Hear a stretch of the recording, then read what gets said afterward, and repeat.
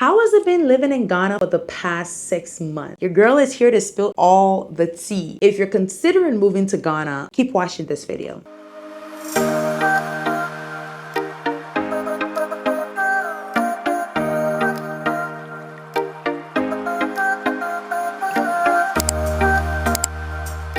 A lot of people tend to romanticize living in Ghana or moving to Accra, Ghana. I think because of the year of return, there was this rush or influx of people into the country. And when people come to visit for a month or two or a few weeks, they tend to get that rush and that excitement and that vigor, and they feel that, or they expect that it's going to be the same once they finally move here. But one thing that I've noticed is that when you're moving from a very high stress environment, which is how the US or Europe is, where your day-to-day activity is literally work, make money, pay bills just to survive. When you come to a different country where the cost of living is relatively cheaper compared to where you're coming from, essentially your money goes a long way. You have a higher purchasing power. You think that life is all rosy or it's all good here, until you finally move here and you're like, oh my God, damn, it wasn't all that as it seems, right? I think that when people move here at least for the first year, they tend to make it seem like living here is so good. But don't get it wrong. I was born and raised in Ghana. Like I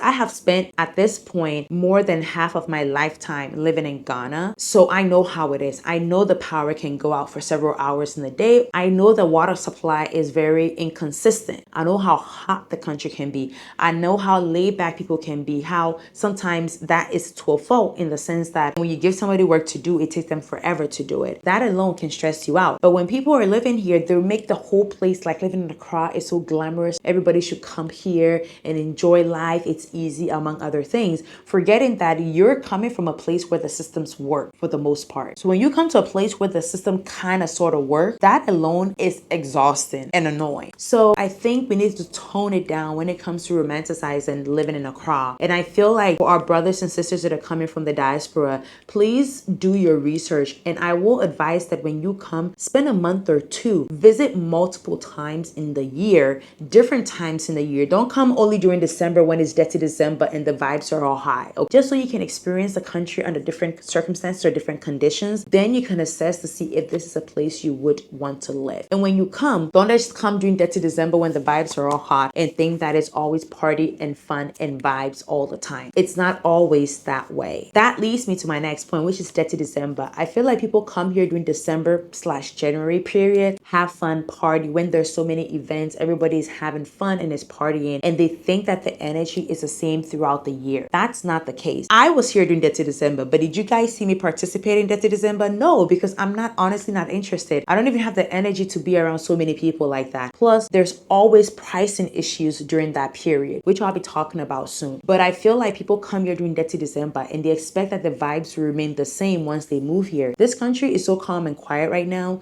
You would ask yourself what happened after December. So living here during that period showed me that you can easily live within your means and keep a low profile and still exist in this country, and you will be okay. People make the mistake of coming here, enjoying themselves way too soon, way too frequent. If you don't have the money to sustain that lifestyle, then you're going to struggle. That's why people move here and after a year they're out, because the mindset they're coming here with is not the mindset of a minimalistic person. I'm not saying don't come here and have fun and enjoy and live your best life. You might think you have a higher purchasing power, but the cost of living in Ghana is also equally expensive. Your money will go down the drain pretty quickly. The next thing that I do want to talk about is overpricing. I mean, right now things are a little better in terms of the dollar versus the city, but I feel like at the end of the day, things are still equally very expensive in this country. You step out and you're already in the negative. It's the same in the US. Immediately you step out, you're spending money. The only difference is that if I bring $100 here, it's not worth 100 cities. It's worth 1,000 cities. It's worth 10 times. It still doesn't mean that things are not expensive. It still doesn't mean that your money goes a long way. Your money does not go a long way. All I'm saying is that if you know you cannot afford it in the long term or in the long run, you should not be doing that. Or you're going to find yourself having to go back to the US or go back to wherever it is you're coming from because you can't afford to live here anymore. Traffic is hell. Traffic is hell. Traffic is like under hell. Like, especially when you're coming during Christmas around the dirty December area, traffic is hell. Traffic is crazy. There are too many people, too many cars. It's just chaos everywhere. I traveled out, or I went out early in the morning. At the crack of dawn, I was out and about, but traffic is so bad, guys. And I already don't like to drive. So when I have to sit in traffic for the long term, it's just crazy. If you're coming to just visit, get somebody to drive you around. But if you're here to stay for the long term, get yourself on the road. Just ease yourself into it. Food to eat. Be very mindful with where and what you eat, because it's just like anywhere else. You don't know how the meals are prepared. And if you can cook yourself, I will advise cooking yourself if you can. If you're visiting, that's different. The vibes are on 10, so you're potentially going to be eating out until you go. But if you're here for the long term, consider meal prepping. Be mindful, because all that takes money. Food takes money. And if you're not used to the environment, please use bottled water to brush your teeth and wash your mouth and drink. If you're here to stay for the long term, it takes time for your body to get used to the environment and your gut to build the bacteria that it needs for you to thrive on whatever is going on in this country. The other thing that I want to talk about is where to live. In my case, being here for 6 months, I have been fortunate that I don't have to pay for rent. I live at my parents' place. So that is a cost that I don't have to deal with. But a lot of the people, when they're moving back here, need a place to live. Of course, you can find apartments. Now, the economy in Accra, or in Ghana in general,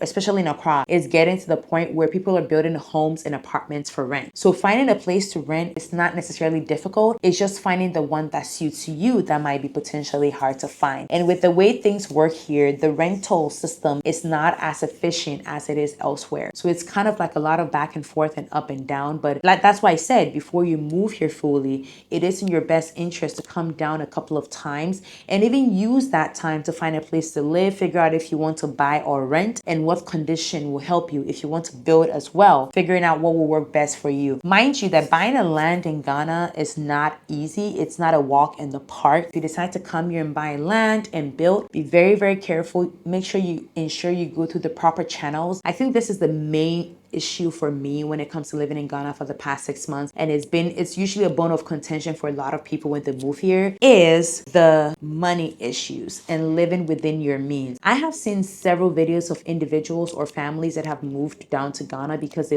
visited and they fell in love with the country and the food and everybody, and the vibes were on 10, and they moved here with the vibes being on 10, and things turned out not to be the way they thought it would be. Things are really stressful in this country, so you have to have a calm spirit and a calm heart and a lot of patience. You have to pack your patience. Like, your patience needs to be on overdrive in order for you to survive here. And beyond that, when it comes to monetary issues, you have to spend within your means. Don't be fooled by the fact that when you change $1, it's in 11 cities right now. Don't be fooled by that. That money might be high to you. However, the cost of living makes that in 11 cities worth next to nothing. So essentially, you need a lot of cities to be able to buy what you want, which in turn means you're spending a lot more dollars. You have to make sure you're spending within your means. The only way, in my opinion, to survive in Ghana, especially if you're coming from the diaspora, is to live below your means. Now, I take that back. Do not overspend. Don't think that because you have a higher purchasing power, you're going to take advantage of that. Don't do that. That is where people fall short. That is where people go wrong, and it hits them in the face really hard, and then they're forced to go back to where they came from. And then they blame the economy and everybody else, because we know the economy is what it is. So you have to make sure that if you're planning to move to Ghana, as I said in the beginning, the first thing is to come and visit multiple times just to check out the terrain, see what the cost of living would be, potential places where you might want to live, your living condition, whether you want to rent or buy or build, and then also save up money. If you're planning on starting a business when you come, don't expect the business to feed you immediately. Have money saved for you to take care of you, and have money for the business. Would you rather want to be prepared or be close to as prepared as you can? Or would you want to come with the hopes that you don't want to miss the opportunity? So even though you're barely ready financially, you're going to come anyway. Don't rush it, because you would quickly be forced to go back. Take your time. I would rather prepare and hit the nail on the head than to rush and have my hammer slipping and sliding all over the nail and not hitting the nail on the head. We don't want that. So take it easy. Sometimes I see people complain that people are making it seem like living in Ghana is so perfect. It's not necessarily perfect. It's because the people that are talking about it and romanticizing about it, like I said in the beginning, have figured out a way, a formula that works for them, that allows them to sustain their living situation in the country. Let me know what your thoughts are. If you relocated to Ghana, how has life been for you? Share your experience with us in the comment section below. Thank you all for watching today's video. Ghana for the past 6 months has been a-okay. I will be starting work very soon, so I kind of look forward to it. I miss flying, but I don't know. I kind of like living the chill life here too in Ghana as well. But it will be a pleasant change to be able to fly back to New York and start flying as well. Thank you all for watching today's video and going on this journey with me, and I'll see you all in the next one.